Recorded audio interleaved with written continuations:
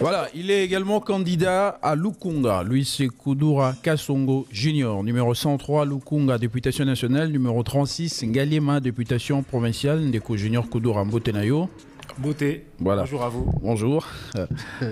Pour ceux qui vous découvrent pour la première fois, mais également pour ceux qui vous connaissez, mais ignorez certains aspects de votre vie. Qu'est-ce que vous pouvez dire? Qui êtes-vous? Qu'avez-vous déjà fait? Et pourquoi voulez-vous devenir député national? En quelques mots, Junior Kudura, jeune citoyen congolais, époux, père de famille, patriote, amoureux de mon pays. Et je suis né ici à Kinshasa, Ngaliema. J'ai étudié à Kinshasa. Je vis et travaille à Kinshasa, donc nécessairement épris de mon pays, épris de ma capitale. Et concrètement, je suis candidat parce que comme beaucoup de Congolais, je sais ce qui se passe dans le pays. En tant que citoyen, en tant que père de famille, je m'interroge aussi sur ce que sera l'avenir de mes enfants, enfin de ma famille. Et puis en tant que juriste de formation, j'ai des convictions. Et quand je constate ce qui se passe au niveau du Parlement, mes convictions profondes sont quand même un peu contrariées, ce qui fait que je me suis dit que plutôt que d'être spectateur, il serait peut-être temps de se lancer en politique parce que je pense qu'il y a mieux à faire dans ce Parlement qui est le nôtre. Quelles sont vos motivations? Qu'est-ce qui vous pousse à la politique? Pourquoi voulez-vous devenir député national et provincial? Parce que d'une manière ou d'une autre, tous tels que nous sommes là, vous et moi, mais aussi ceux qui nous suivent, sommes concernés par la politique d'une manière ou d'une autre, que ce soit au niveau de l'économie, du social, de l'environnement, de la salubrité. Et que je ne peux pas être spectateur indéfiniment de ce qui se passe. Il y a une responsabilité politique. C'est vrai que les députés majoritairement que nous avons ont déçu, mais la responsabilité, c'est la nôtre, de nous, les citoyens, qui les avons votés.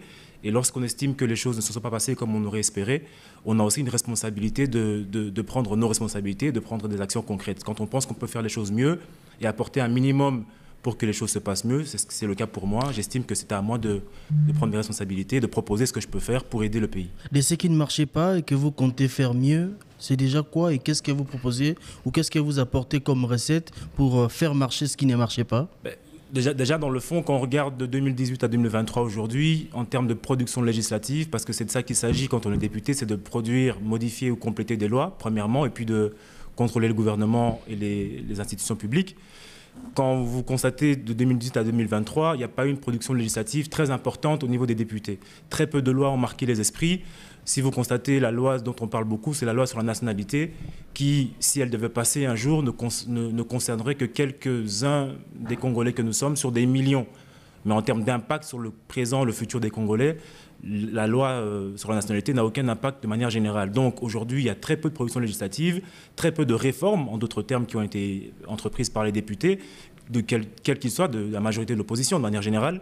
Et j'estime qu'il y avait des propositions concrètes qui auraient pu relancer l'économie, relancer le social de la population et puis réformer la société de manière générale surtout. Vous voulez réformer la société de manière générale, mais avec quelles propositions? Parce que vous dites qu'il y a eu une faiblesse en termes de production législative dans ces quinquennats. Vous apportez quoi de neuf? Moi, on entend souvent à la télévision, à la radio, qu'effectivement, on a un problème d'investissement au Congo parce que la charge du gouvernement est trop lourde. Le gouvernement éléphantesque, les institutions publiques coûtent trop cher à l'État, qui ne peut plus donc, faute de moyens, investir. Moi, je proposerais donc que nous puissions, dans notre loi, à travers une réforme, limiter le nombre de ministres au maximum que nous pourrions avoir dans un gouvernement, quelle que soit la situation, parce que la Constitution prévoit que nous n'ayons qu'un seul président, la Constitution prévoit que nous ayons 500 députés et 120 sénateurs, l'article 90 de la Constitution prévoit que le gouvernement est composé de ministres, mais ne délimite pas le nombre maximal de ministres que nous pourrions avoir. Or, aujourd'hui, gouvernement après gouvernement, nous constatons que nous avons toujours des gouvernements éléphantesques. Donc il faut imposer une limite, quitte à ce que, de manière générale, ça puisse avoir plusieurs avantages, notamment de rassembler les ministères qui sont de même nature pour une meilleure gestion et une cohésion, diminuer le coût du fonctionnement des institutions publiques et avoir plus de cohérence dans le fonctionnement des institutions publiques et donc faire des économies pour de l'investissement dans le social et le développement des sociétés. Donc ça, c'est une première réforme que j'aimerais mettre en place. Limiter le nombre de ministres que nous pourrions avoir dans un gouvernement au maximum. Et c'est faisable parce que quand vous regardez le gouvernement que nous avons aujourd'hui, plusieurs ministères sont plus ou moins similaires et pourraient fonctionner de manière fusionnée avec un ministre qui serait donc ministre à la fois, comme on a en France, ministre de l'économie et finances. On rassemble les ministères, ça donne plus de cohésion, ça coûte moins cher à l'État et on peut plus avoir de moyens pour investir dans le développement de la population. Mais généralement, c'est le contexte politique qui oblige justement le président de la République à opter pour un gouvernement éléphantesque ou on pas. parle de cohésion nationale qu'il faut maintenir justement les équilibres géoethniques ou... Oui, je comprends les équilibres géoethniques, mais justement, c'est ça les mots qui tuent le développement du pays. Pour moi, Junior, je pense que les équilibres géoethniques, c'est ça le vrai tribalisme qui tue le pays. Je pense au contraire de tout ce que tout le monde pense. Pourquoi je dis ça? Parce que aujourd'hui, le premier critère de nomination des membres d'un gouvernement, c'est l'équilibre socio-ethnique.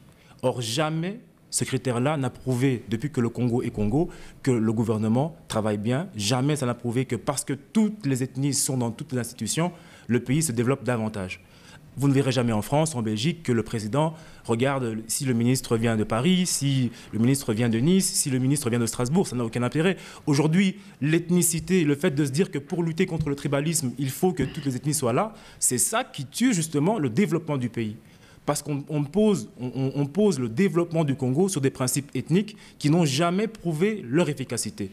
Par contre, le critère de la compétence est le seul critère qui vaille et qui a toujours prouvé que quand on prend des ministres compétents, peu importe leur origine ethnique, leur tribu, dès lors qu'ils sont compétents, ils méritent leur place et donc, nécessairement, ils sont un gage de succès par rapport au projet de gouvernement. Donc, pour moi, il faut lutter, comme vous l'avez dit, enfin, pas comme vous l'avez dit, mais comme vous avez évoqué la question de l'ethnicité, il faut lutter contre l'ethnicité, il faut supprimer ça comme critère. C'est ce qui d'ailleurs fait qu'aujourd'hui, nous prenions 6 mois, 8 mois, 12 mois à mettre en place des gouvernements parce qu'il y a des équilibres ethniques à respecter pour faire plaisir aux ethnies, mais qui ne répondent pas à des besoins de compétences et à des résultats probants sur la manière dont ces ethnies sont dans tous les pouvoirs, mais gèrent le pays.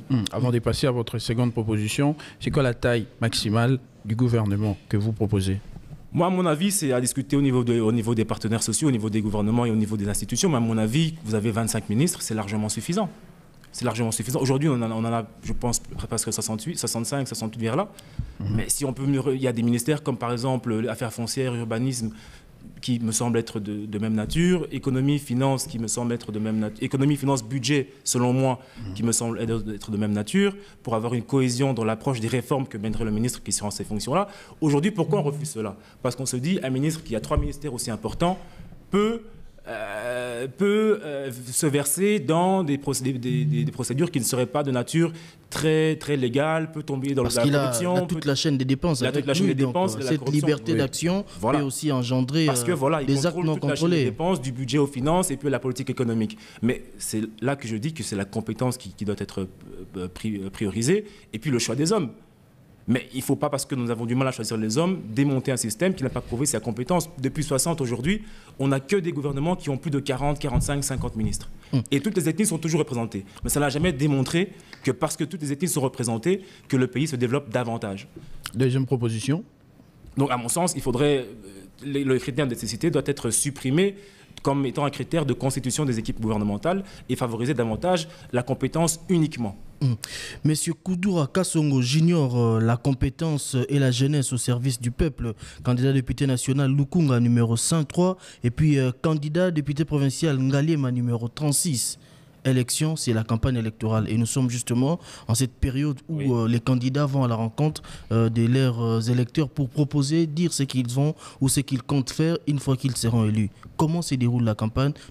Comment s'est déroulée puisque nous sommes à 4 jours de la date prévue pour la tenue des élections? La campagne se déroule bien et se déroulera bien puisqu'après ici, nous continuerons à être sur terrain jusque lundi soir.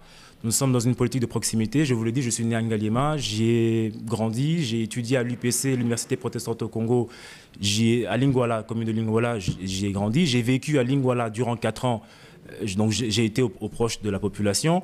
Aujourd'hui, ce que moi, je peux dire sur ma campagne, c'est une campagne où je rencontre les gens, je descends sur terrain. J'ai mis en place une fondation en 2019, qui est une fondation qui est uniquement dans tout ce qui est accompagnement des groupes de jeunes sportifs, accompagnement des mamans célibataires, des jeunes filles mères, à travers des dons, à travers de l'accompagnement, à travers de la formation. Donc je suis au plus proche de la population. Et puis, de temps en temps, nous passons dans les médias pour relayer ce que nous faisons sur terrain.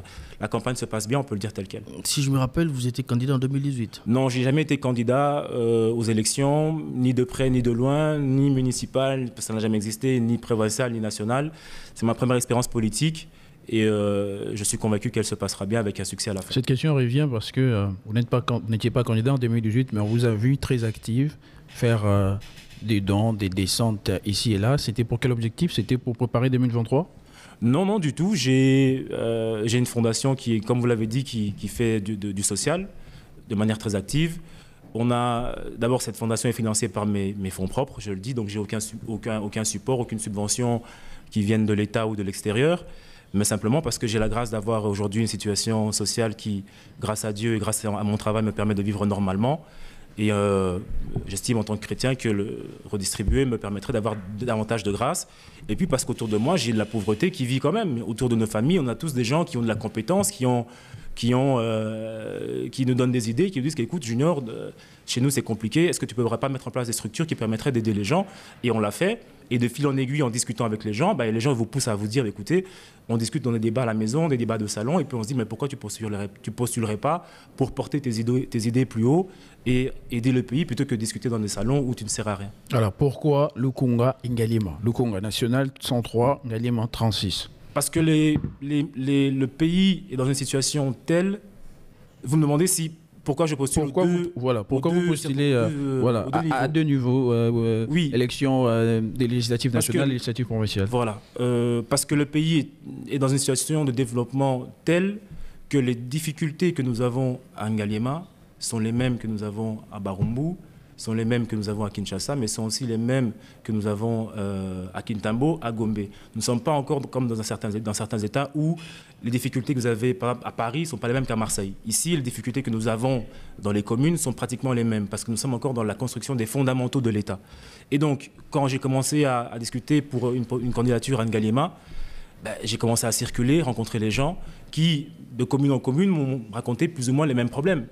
Et donc, moi, j'ai des propositions de réforme sociale qui, en elle-même, pourrait concerner différentes communes à tous les niveaux. Et je suis convaincu que mes propositions de réforme que je veux proposer à la population peuvent à la fois servir la commune de Ngaliema, mais aussi les autres communes de Lukunga.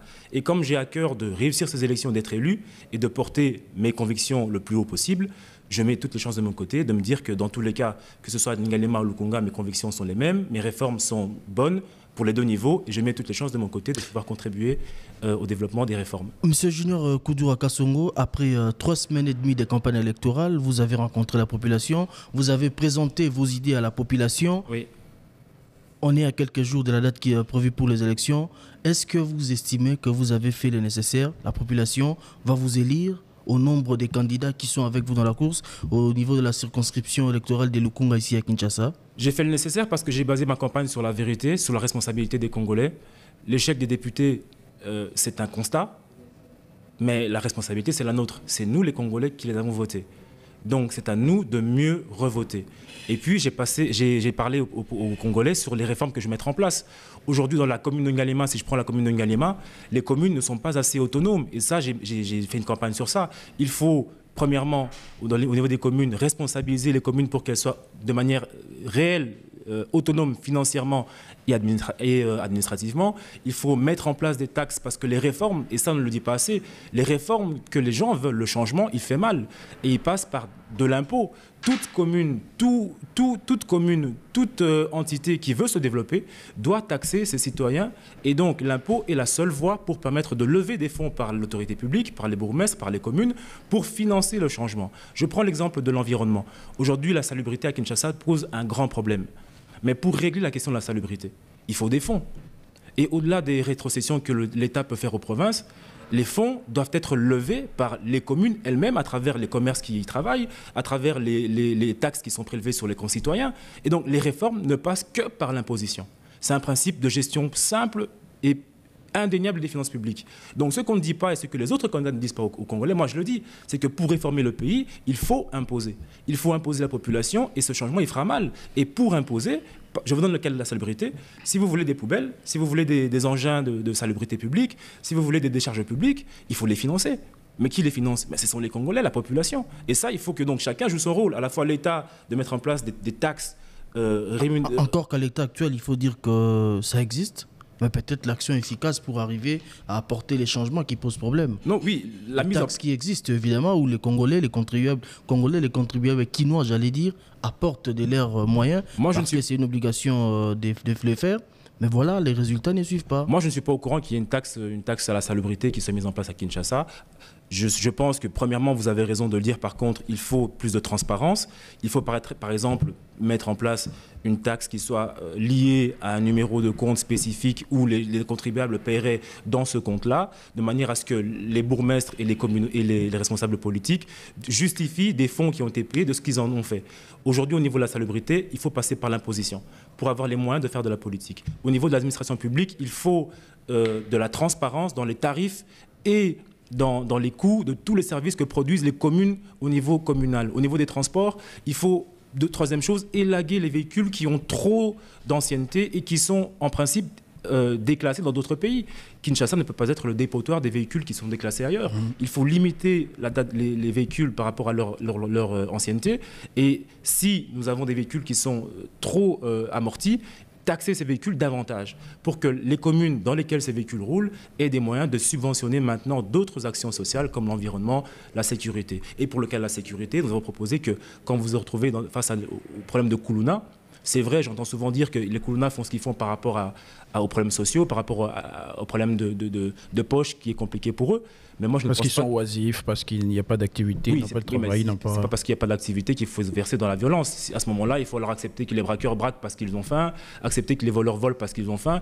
C'est quoi la solution pour eux alors? La solution, c'est quand vous êtes face à un Koulouna, vous êtes dans en tout cas 50% de chance d'être dans une situation de vie ou de mort. Donc moi, je propose que la violence soit réglée par la sanction, c'est-à-dire la peine de prison au maximum, la perpétuité. Voilà. Merci beaucoup, Monsieur Junior Koudoura, candidat Lukunga 103, Ngaliema 36. En 30 secondes, que pouvez-vous dire à ceux-là qui n'ont pas eu peut-être la possibilité de vous voir descendre dans leur quartier de Lukunga? Que pouvez-vous dire à ces nombreux électeurs de Lukunga qui vous écoutent en ce moment? Je suis Junior Koudoura, congolais, quinois, engagé en politique aujourd'hui, convaincu du siège que je vais remporter parce que j'ai porté ma candidature sur un dialogue de vérité, un dialogue de transparence, un dialogue de responsabilité. Le changement, vous le voulez, nous le voulons ensemble, mais sachons tous ensemble que le changement demande l'application de tout le monde, la responsabilisation de l'État, oui, mais aussi la responsabilisation des entités, des individus, des citoyens que nous sommes. Il faut bien voter, il faut voter les candidats qui sont porteurs de réformes, des candidats qui ne sont pas là pour bloquer les institutions, mais pour réformer un système, des candidats qui sont porteurs d'idées et de convictions, telles que c'est mon cas. Et donc, pour changer les choses, changeons les personnes qui sont qualifiées pour le faire, qui sont compétentes pour le faire et qui ont l'envie de le faire à travers des idées, à travers des propositions de réforme, de l'énergie, du dynamisme et de l'ambition pour la communauté. Voilà, merci beaucoup. Bonne chance. Merci beaucoup, c'est moi qui vous remercie et à très bientôt, j'espère. Voilà, pause publicitaire, on se retrouve tout juste après avec un autre invité.